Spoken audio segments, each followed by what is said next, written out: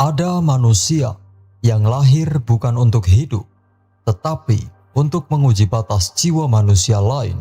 Ada manusia yang hidup tanpa wajah, tanpa nama, tanpa tempat untuk kembali. Dan ketika dunia mencoba menuliskan identitas untuknya, ia hanya tersenyum karena ia tahu ia lebih dari sekedar manusia. Ia adalah kekosongan yang berjalan. Nama itu adalah Johann Liebert, sosok yang dalam dunia anime sering disebut sebagai antagonis paling manusiawi, sekaligus paling tidak manusiawi yang pernah diciptakan. Namun, untuk memahami Johann, kita tidak bisa memulainya dari tindakannya. Kita harus memulainya dari ketiadaan, dari asal mula kehancuran psikologis yang membentuknya. Dalam karya Monster oleh Naoki Urasawa, Johann sebenarnya tidak lahir sebagai monster. Ia dibentuk. Referensi dalam psikologi perkembangan seperti teori Johann Bowlby tentang attachment trauma menyatakan bahwa hubungan pertama seorang anak dengan pengasuh menentukan arsitektur emosinya. Pada Johann, hubungan itu tidak pernah ada. Ia hidup dalam eksperimen sosial yang memisahkan anak dari kehangatan manusiawi, mirip konsep deprivasi afektif yang diuji oleh Harry Harlow pada 1950-an, di mana bayi primata yang dipisahkan dari kasih sayang berubah menjadi makhluk yang kehilangan empati, arah moral, dan rasa aman. Johann adalah representasi ekstrim dari eksperimen itu. Ia bukan hanya anak yang ditelantarkan, ia adalah produk ideologis dari manusia yang percaya bahwa jiwa dapat dirusak untuk memahami batas manusia. Psikologi modern menyebut fenomena ini sebagai the blank self, istilah yang bisa ditemukan dalam kajian psikoanalisis Lacanian dan teori perkembangan ego. Seorang anak yang tumbuh tanpa identitas akan terus mencari pantulan diri melalui orang lain, tetapi Johann berbeda. Ia tidak mencari pantulan untuk menemukan jati diri. Ia mencari pantulan untuk menghancurkan jati diri orang lain. Ia belajar sangat cepat bahwa manusia dapat digerakkan bukan oleh cinta, melainkan oleh ketakutan, rasa kehilangan, dan kehampaan eksistensial. Dengan kata lain, ia menjadikan dirinya cermin gelap bagi semua orang yang ia sentuh. Yang membuat Johann menakutkan bukanlah kecerdasannya, bukan pula kemampuannya memanipulasi. Yang membuatnya mengerikan adalah ketiadaan luka mental yang terlihat. Kita bisa memahami karakter seperti Light Yagami atau Griffith karena mereka punya motif. Tetapi Johann, ia seperti fenomena yang dijelaskan dalam konsep Dark Trait Personality, khususnya kombinasi psikopati dingin, narsisisme tersembunyi, Machiavellianisme ekstrim. Namun, tetap tidak sepenuhnya cocok. Karena Johann bukan hanya melakukan kejahatan, ia menciptakan ruang hampa moral di mana manusia lain menghancurkan dirinya sendiri. Inilah alasan mengapa banyak psikolog fiksi menganggapnya sebagai figur yang lebih dekat dengan kajian eksistensial nihilisme, yaitu keyakinan bahwa hidup tidak memiliki makna apapun, dan di titik inilah monster itu lahir.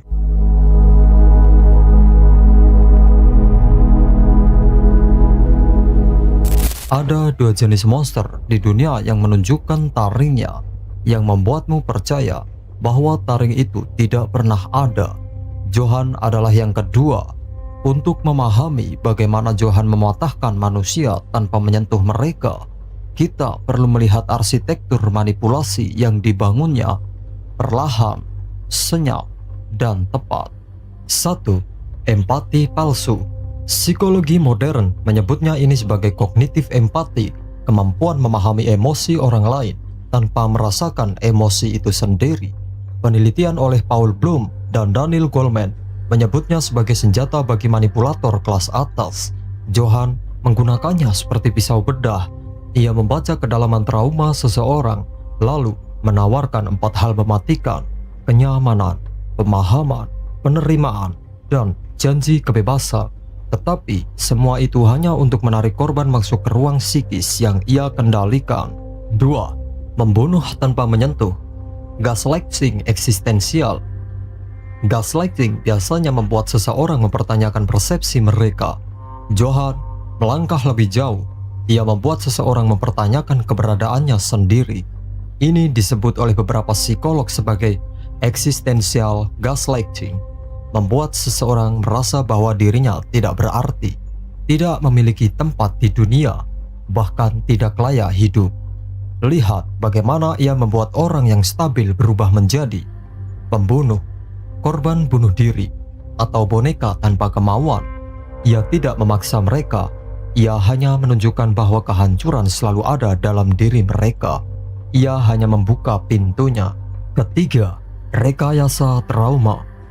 Johan memahami satu hal, trauma bukan hanya sesuatu yang terjadi. Trauma adalah sesuatu yang bisa ditanam. Dalam kajian memori implantation oleh Elizabeth Loftus, terbukti bahwa memori palsu bisa dibuat meyakinkan sehingga terasa seperti kenyataan. Johan menggunakan prinsip ini untuk membuat seseorang percaya bahwa mereka dibenci, tidak berharga, dikutuk, atau ditakdirkan untuk gagal. Ia menciptakan narasi batin baru pada korban, narasi yang perlahan-lahan menjadikan mereka versi paling gelap dari diri mereka sendiri. Keempat, dehumanisasi elegan. Banyak penjahat dalam fiksi bersifat brutal. Johan tidak, ia elegan, dan itu yang paling menakutkan. Ia menghapus aku dari seseorang dengan 3 langkah. 1. Pisahkan mereka dari identitasnya, nama, masa lalu, makna hidup. Kedua, ciptakan kehampaan, kesendirian absolut, nihilisme. Ketiga, berikan definisi baru, versi diri yang ia bentuk untuk mereka. Teknik ini selaras dengan teori depersonalization, derealization disorder dalam psikologi klinis. Kondisi di mana seseorang merasa dirinya bukan dirinya, seolah hanya menonton hidupnya dari luar. Johan membawa orang ke titik ini dengan presisi surgikal. Inilah mengapa korban Johan tidak hanya hancur, mereka mencair, kehilangan wujud sebagai manusia. 5. Machiavellianisme tanpa ambisi. Kebanyakan manipulator memiliki tujuan seperti kekuasaan, uang, status. Johan tidak. Dan disinilah ia melampaui batas manusia manipulatif biasa. Ia adalah Machiavellian tanpa ambisi politik. Ia mempermainkan manusia bukan untuk menang, tetapi untuk mengamati. Ia menciptakan tragedi hanya untuk melihat bagaimana jiwa manusia runtuh. Dalam psikologi kriminal, ini adalah bentuk ekstrim dari high functioning psychopathy, seperti yang digambarkan dalam riset Robert Hare pada Psychopathy Checklist.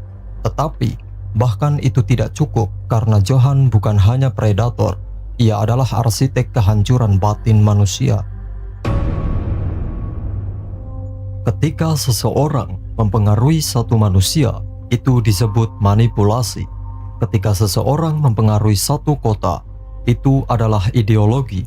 Dan Johan Liebert, tanpa bendera, tanpa pasukan, tanpa agama, tanpa politik, berhasil melakukan keduanya. 1. Indoktrinasi senyap, teknik slow corruption. Dalam penelitian Milgram Eksperimen dan Stanford Prison Experiment, dijelaskan bagaimana manusia bisa berubah drastis di bawah tekanan psikologis yang diproses perlahan.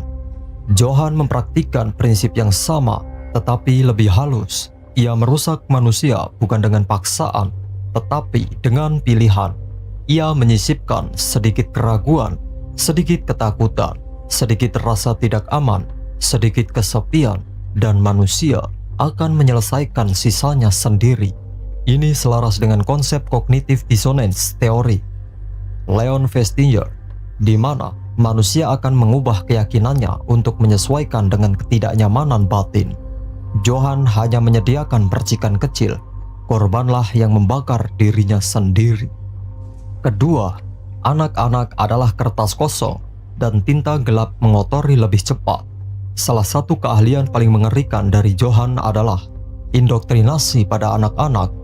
Psikologi perkembangan menyebutnya ini sebagai fase di mana otak paling rentan menyerap konsep identitas. Referensi neuropsikologi dari Jean Piaget menunjukkan bahwa pada usia tertentu, konsep benar atau salah, cinta atau benci, hidup atau mati belum stabil. Johan masuk ke ruang itu dan menanamkan ide yang paling membusuk. Kau tidak penting, dan karena itu kau bebas melakukan apapun. Inilah bentuk ekstrim dari destructive freedom, kebebasan tanpa batas moral. Beberapa anak yang bersentuhan dengan Johan menjadi nihilistik, pendiam dan kosong, atau bahkan pelaku kekerasan. Ia tidak menciptakan monster, ia hanya membuka pintu dan membiarkan anak-anak melihat betapa gelapnya dunia di luar. Mengubah orang dewasa. Pada orang dewasa, Johan menggunakan metode yang lebih kompleks, menghancurkan pilar identitas. Pilar-pilar itu terdiri dari memori diri, tujuan hidup, hubungan sosial, makna eksistensial. Psikologi klinis menyebut ini sebagai identity collapse. Fenomena yang terjadi pada trauma berat atau manipulasi kultus dibahas dalam literatur Stephen Hassan tentang cult mind control. Dan ketika pilar itu retak, manusia akan memeluk siapapun yang membuat mereka merasa dipahami, memberi arah baru, memberi makna baru, bahkan jika makna itu adalah kehancuran, dan Johan menyediakan semuanya. Keempat, mengendalikan kota atau efek domino psikologis. Ada satu fakta mengerikan tentang sifat manusia. Ketakutan bisa menyebar lebih cepat dari kebenaran. Dalam ranah psikologi massa, Gustav Le Bon, The Crowd, dijelaskan bagaimana satu percikan teror dapat menciptakan paranoia kolektif, saling curiga, penyimpangan moral massal, dan kebutuhan irasional untuk mencari musuh. Johan memanfaatkan ini dengan ketenangan surgawi. Ia tidak perlu membakar kota, ia hanya perlu membakar satu manusia, dan sisanya menyebar seperti epidemi. Inilah metode indoktrinasi paling gelap dari Johan. Ia mengubah trauma individu menjadi ketakutan kolektif. Ia mengubah ketakutan kolektif menjadi kehancuran massal, dan semua itu dilakukannya dengan hanya bisikan, bukan senjata. Kelima, filosofi teror. Tak ada monster sampai kau percaya ada. Johan memahami psikologi manusia lebih dalam dibanding banyak tokoh fiksi lain. Dalam perspektif filosofi eksistensial, ia menggabungkan absurdisme Camus, nihilisme Nietzsche, dan kekosongan eksistensial Sartre. Ia tidak pernah memerintah, ia tidak pernah memaksa, ia hanya membuka ruang kosong dalam jiwa manusia dan membiarkan mereka menulis ketakutannya sendiri. Semua indoktrinasi yang tidak membutuhkan ideologi, karena ideologinya adalah ketiadaan itu sendiri. Bayangkan seorang yang hidup tanpa ambisi, bukan karena ia gagal mencarinya, tetapi karena ia tidak membutuhkannya.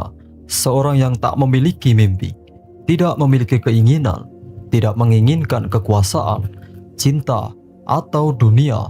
Orang seperti itu biasanya dianggap hancur, kosong, atau kehilangan arah. Tapi Johan Liebert, ia adalah kebalikan dari itu. Ia adalah kekosongan yang berjalan dengan kesadaran penuh. Ada satu adegan dalam hidupnya yang membuat kita memahami inti kegelapan dirinya. Johan tidak berusaha menaklukkan dunia. Ia hanya ingin menghapus dirinya dari dunia, tetapi dengan cara yang menelan semua orang di sekitarnya.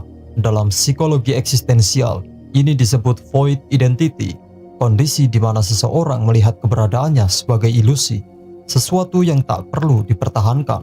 Namun, berbeda dari penderita depresi yang ingin mengakhiri rasa sakitnya sendiri, Johan ingin mengakhiri rasa keberadaan itu sendiri, seolah ia ingin membuktikan bahwa manusia tidak lebih dari angka yang bisa dihapus tanpa konsekuensi. Inilah yang membuatnya berbeda dari penjahat manapun. Manusia yang dipenuhi kebencian masih bisa diprediksi, karena kita memahami sumber kebenciannya. Mereka membalas dendam, mencari validasi, atau menuntut dunia untuk mengakui luka mereka. Namun Johan tidak membenci siapapun. Ia tidak mencari pembenaran, ia tidak mencari pengakuan, ia tidak mencari Tuhan atau makna, atau kemenangan. Ia hanya melihat dunia seperti papan kosong, dan ia menulis kehancuran di atasnya, bukan karena ia harus, tetapi karena ia bisa. Ketika seseorang tidak memiliki tujuan, mereka tidak memiliki batas, Tidak ada yang bisa dinegosiasi, tidak ada yang bisa ditukar, tidak ada yang bisa ditawarkan untuk menghentikan mereka. Inilah konsep pure nihilistic drive, dorongan murni yang tidak bisa dihentikan oleh logika moral atau kebutuhan psikologis. Johann adalah wujud ekstrim dari itu. Ia bergerak tanpa pola, tapi setiap langkahnya adalah perhitungan yang tajam. Ia tidak merencanakan dunia baru. Ia hanya ingin melihat seberapa jauh kehampaan bisa menggulung jiwa manusia. Dan yang paling mengerikan adalah keheningannya. Ia tidak berteriak, ia tidak mengancam, ia hanya berbicara perlahan, lembut, seringkali dengan senyum kecil yang tidak menunjukkan emosi apapun. Para psikolog menyebutnya ini sebagai affective flatness, ketenangan yang tidak manusiawi pada seseorang yang seharusnya dihantui masa lalu kelam. Tapi justru, ketenangan itulah yang membuatnya berbahaya. Ia adalah badai tanpa suara, racun tanpa bau, kekosongan yang tidak terlihat sampai ia merenggut sesuatu dari jiwa korbannya. Di titik inilah, kita memahami sesuatu. Johann tidak membutuhkan alasan untuk menghancurkan. Ia hanya membutuhkan kehadiran seseorang yang masih percaya bahwa hidup memiliki makna. Dan ketika manusia seperti itu berdiri di hadapannya, Johann tidak membunuh mereka. Ia mematahkan mereka pelan-pelan, sampai orang itu sendiri yang menyimpulkan bahwa hidup tidak berarti apa-apa, bahwa dunia hanyalah mimpi buruk yang menunggu untuk ditutup, dan bahwa akhirnya tidak ada satupun yang layak diselamatkan. Inilah alasan mengapa sosok tanpa tujuan bisa lebih berbahaya daripada tiran yang memiliki ambisi. Tiran dapat dihentikan ketika ambisinya dihancurkan, tapi bagaimana cara menghentikan kekosongan? Bagaimana cara melawan sesuatu yang tidak menginginkan apapun? Johann adalah jawabannya. Ia adalah manusia yang melihat kehampaan dan memutuskan untuk menjadi bagian dari kehampaan itu. Dan bagi manusia seperti itu, dunia hanyalah ruangan gelap, tempat ia menunggu semua lilin padam satu persatu. Ada sesuatu yang aneh dalam cara Johann memandang manusia. Ia tidak melihat korban, ia tidak melihat musuh, ia tidak melihat teman. Ia hanya melihat manusia seperti ilmuwan yang memandangi eksperimen yang akhirnya menunjukkan hasil. Dan setiap kali seseorang runtuh, setiap kali jiwa seseorang pecah di depannya, Johann tersenyum. Namun itu bukan senyum kemenangan, bukan kebanggaan, bukan kejam, justru jauh lebih dingin daripada itu. Itu adalah senyum pengamatan. Bayangkan seseorang menyaksikan bangunan yang telah retak sejak lama akhirnya roboh. Ia tidak mendorongnya, ia hanya menyaksikan gravitasi bekerja, dan ia tersenyum karena ia sudah tahu kesudahan bangunan itu sejak awal. Begitulah Johann memandang manusia, rapuh, retak, penuh lubang yang disembunyikan dengan topeng moralitas. Senyum itu muncul bukan karena penderitaan korbannya, tetapi karena ketepatan prediksinya. Ia tersenyum setiap kali manusia membuktikan bahwa mereka memang selemah yang ia duga. Dalam psikologi gelap, ini sangat dekat dengan fenomena Skandefruit Dispensionate. Bukan rasa puas karena penderitaan orang lain, tetapi kepuasan intelektual atas kejatuhan yang sudah diprediksi secara emosional netral. Ia adalah kombinasi dari empati kognitif yang tinggi, afek yang tumpul, dan observasi eksistensial.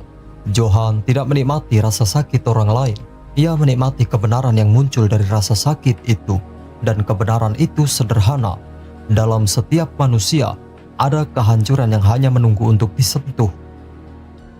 Di satu sisi, senyum itu juga merupakan refleksi dari rasa rendah diri mendalam yang terbungkus rapi. Johann melihat kehancuran orang lain sebagai cermin kehancuran dirinya. Ia percaya bahwa ia bukan satu-satunya monster, bahwa semua orang pada inti terdalam adalah monster yang sedang tidur. Maka, ketika seseorang runtuh, ia tersenyum karena ia merasa untuk sesaat. Karena ia merasa untuk sesaat ia tidak sendiri. Tetapi, di sisi yang lebih gelap, senyum itu adalah bentuk kekaguman. Kekaguman pada bagaimana manusia mempertahankan topeng rampuh sepanjang hidup mereka, hanya untuk hancur dalam hitungan detik. Ketika dilepaskan dari ilusi moral yang mereka pegang, ia kagum pada betapa cepatnya seseorang bisa berubah menjadi sesuatu yang tidak pernah mereka bayangkan. Senyum Johan adalah senyum seseorang yang memahami manusia terlalu jauh, sampai titik ia tidak lagi melihat mereka sebagai individu, melainkan sebagai puzzle yang sudah ia pecahkan berkali-kali. Ketika seorang pria kehilangan akal sehatnya, Johan tersenyum. Ketika seseorang wanita mengorbankan segalanya untuk sesuatu yang tidak pernah ada, Johan tersenyum. Ketika seorang anak kehilangan arah dan terjun ke jurang gelap yang tidak ia mengerti, Johan tersenyum. Senyum itu adalah kalimat tanpa suara yang berkata, "Aku sudah tahu kau akan sampai di sini." Dan justru itulah yang membuatnya begitu menakutkan. Ia tidak perlu mendorong manusia ke kegelapan. Ia hanya menunjukkan jalan, dan manusia sendiri yang melangkah. Senyum itu adalah pengingat bahwa bagi Johan kehancuran bukan tragedi, tetapi keteraturan alam. Bagi manusia, runtuh adalah kehancuran. Bagi Johan, itu adalah kebenaran. Sebelum Johan menjadi kekosongan yang berjalan, ada satu hal yang membuat dirinya masih bisa disebut manusia. Kembarannya, seperti dua cermin yang memantulkan bayangan yang sama, tapi berada di ruangan yang berbeda. Johan dan saudara perempuannya tumbuh bukan sebagai dua anak, namun sebagai dua eksperimen, dua korban yang dibentuk oleh lingkungan yang tidak pernah menginginkan mereka menjadi anak, melainkan objek. Bagi orang luar, mereka terlihat identik, namun di balik wajah yang sama itu tersembunyi dua jiwa yang memikul beban yang berbeda, dan justru perbedaan itulah yang menentukan siapa yang akan menjadi monster dan siapa yang harus memikul ingatan tentang monster itu seumur hidupnya. Trauma yang mereka alami bukan hanya tentang kekerasan fisik, bukan hanya tentang isolasi, bukan hanya tentang eksperimen anak di Red Rose Mansion. Trauma mereka adalah perampasan identitas, perpisahan paksa dari satu-satunya orang yang membuat dunia mereka terasa nyata. Saat dua anak kembar dipisahkan, ada sesuatu yang patah di dalam diri mereka.